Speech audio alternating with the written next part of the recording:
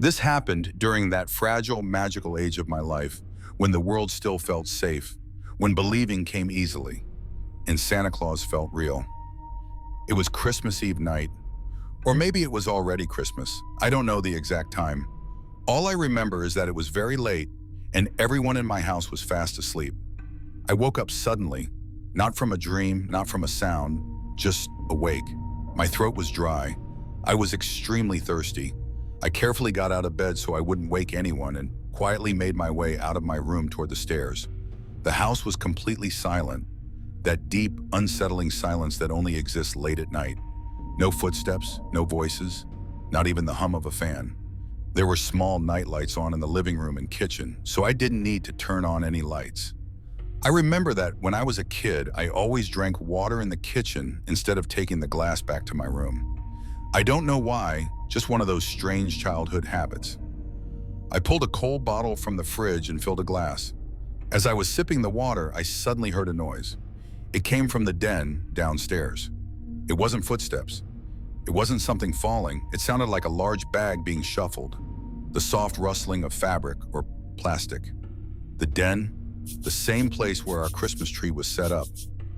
I froze. I stepped slightly forward and peeked toward the stairs. It was dark down there, too dark to see anything clearly. My first thought was simple. Maybe it's my mom, putting out presents. With that in mind, I started walking down the stairs. But the moment my foot touched the first step, the sound stopped, instantly, as if whoever or whatever was making it had chosen to stop. My heart started beating faster, but curiosity pushed me forward. I turned on the small lamp beside the couch, and then I saw him. Even now, that image is burned into my memory. Standing there was a massive man, unnaturally tall, broad, heavy. He was wearing a red suit, a red hat, and a long white beard. It was Santa Claus. For a few seconds, my mind stopped working. No fear, no doubt, just shock and excitement. He smiled and motioned for me to come closer. I felt nervous, but the excitement was stronger. I slowly walked toward him. He placed his hand on my head, the way adults do when they show affection. His voice was deep but gentle. "I'm delivering your presents." Behind him sat a large black bag. I could see small boxes packed tightly inside. My eyes lit up. I leaned forward, trying to peek inside the bag, but he quickly pulled it back. No, he chuckled softly. "You don't do that. It's a surprise." I noticed that a few presents were already placed under the tree. Then he leaned in close and whispered into my ear, "You need to go back to bed now." Something about his voice changed. It was still calm, but commanding. I don't know why, but I didn't question him. I turned and began walking toward the stairs. He followed closely behind, step by step, repeating softly, "Quiet, everyone's asleep." Halfway up the stairs, I glanced back. He was watching me. When I reached the top, I looked down one last time. There he stood in the darkness, staring up at me. That's when I realized the nightlight was off. I quickly went into my room and shut the door. My heart was racing, but my mind was filled with joy. I had seen Santa. I had really seen him. I was lying in bed and suddenly, bang! A loud crash echoed from downstairs. It sounded like something heavy being slammed. I jumped slightly, then told myself, that must be Santa leaving. The next morning, I woke up to my mom screaming. I ran downstairs as fast as I could. What I saw in the den didn't make sense to me at all. There were no presents under the tree, and the sliding window, it wasn't shattered. It had been slammed so hard that it had been knocked completely off its track. Confused, I said innocently, "Santa came last night. I saw him." My parents looked at each other, their faces drained of color. My dad immediately called the police. Later, we learned that 2 other houses in the neighborhood had reported the same thing that morning. A man dressed as Santa Claus had been targeting homes with easily accessible windows and stealing the presents from under their Christmas trees. That same day, my parents sat me down and told me the truth. Santa wasn't real, and they told me that if anything like that ever happened again, I should never trust it. That was the first time I learned something important. Sometimes childhood magic doesn't fade gently. Sometimes it shatters through fear.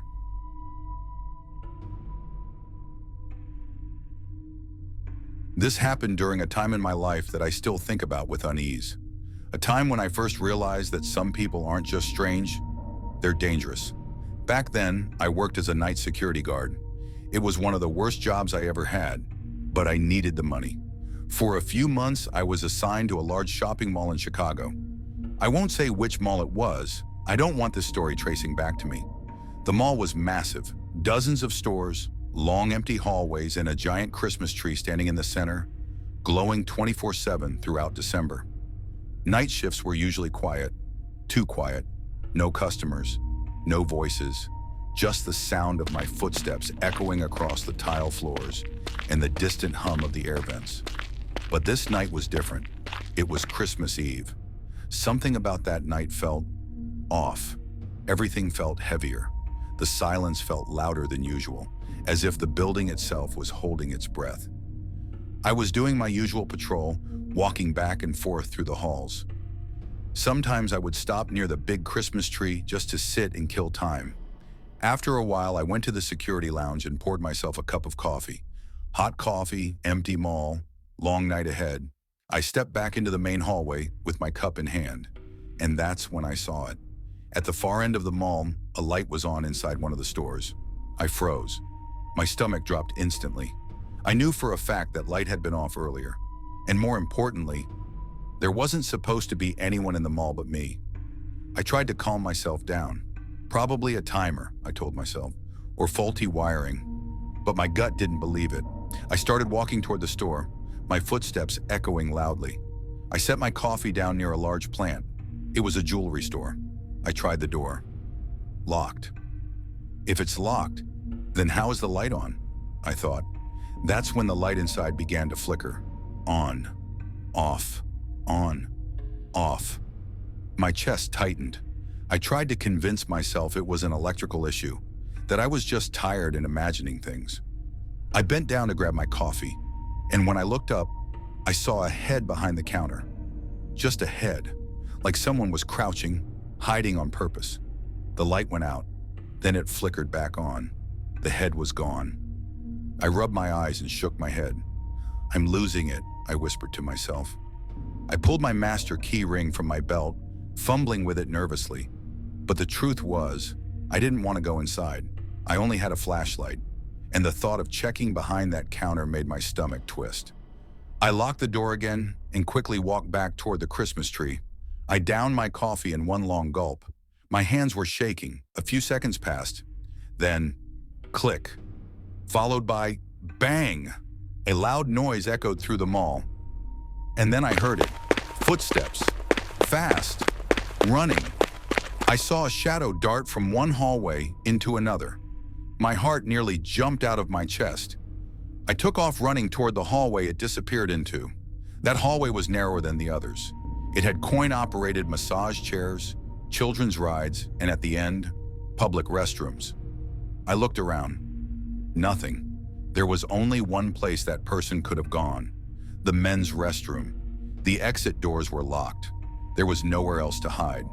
I stood in front of the bathroom door, my heart pounding so hard I could hear it in my ears. I cracked the door open slightly and said, "Whoever's in there, come out now. If you don't, I'm calling the police." From inside, I heard crying, low, distorted, almost animal-like. I opened the door fully. The sound was coming from one of the stalls. I repeated my warning. The crying didn't stop. I slowly knelt down and looked under the stall. I saw two black shoes facing me. Suddenly, the crying stopped.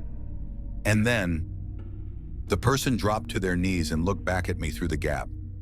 It was the same face I had seen behind the counter. My blood ran cold. I backed away, ran out of the bathroom, and immediately called the police.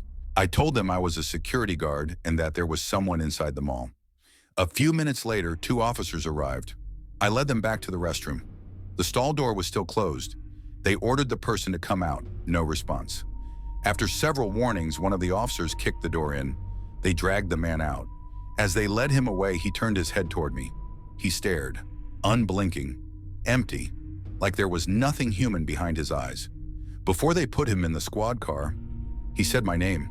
My entire body went numb. I had never told him my name. My shift ended a few hours later, and after that night, I was never comfortable in that mall again. Every corner felt wrong. Every shadow felt like it was watching me. And even now, sometimes when I walk past a dark hallway, I feel like he's still there, waiting.